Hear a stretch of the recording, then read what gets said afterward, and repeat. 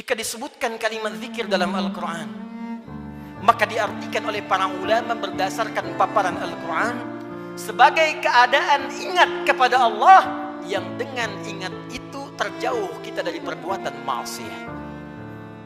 Pertama, terdorong kita mengumpulkan amal saleh. Yang kedua, terjauh kita dari perbuatan maksiat. Zikir, keadaan ingat kepada Allah Subhanahu wa taala. Karena kita ingat kepada Allah, kita merasa diawasi oleh Allah Subhanahu wa taala. Kita merasa dilihat oleh Allah, kita merasa didengar oleh Allah. Karena itu orang yang merasa dilihat oleh Allah, maka mustahil ia bisa berbuat maksiat dalam kehidupannya. Keluar dari masjid mustahil tertukar sandal. Karena ketika ia akan gunakan, ia merasa dilihat oleh Allah Subhanahu wa taala. Mustahil berbuat curang dalam pekerjaannya. Mustahil ia korupsi, mustahil ia mencuri, mustahil ia membegal, mustahil ia berselisih, mustahil ia membuat hoax, mustahil ia berbuat maksiat.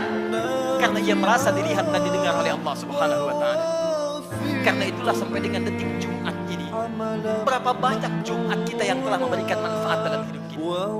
Dari Jumat ke Jumat, jangan-jangan bahkan datang ke Jumat pun masih bermaksiat juga.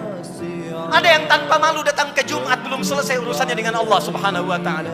Ada yang belum bertobat. Di kantongnya masih ada handphone dengan gambar-gambar yang tidak senonoh. Apa tidak malu? Salat menghadap Allah, di handphonenya ada koleksi gambar-gambar yang tidak disenangi Allah Subhanahu wa taala. Ada video-video yang tidak Allah sukai. Ada hubungan dengan orang tua yang belum selesai. Ada hubungan dengan tetangga yang belum tuntas. Ada hubungan dengan anak istri yang belum tuntas.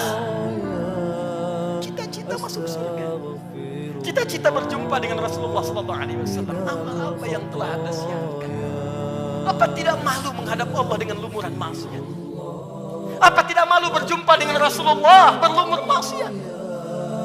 Perhatikan saudara, bila sampai Jumat ini ratusan kali, ribuan kali belum membantu kita, membuat kita ingat kepada Allah, maka perhatikanlah peringatan Allah yang disampaikan 15 abad yang lalu, bahkan sejak di era sahabat Rasulullah SAW.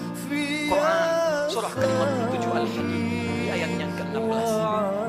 Ayat ini diturunkan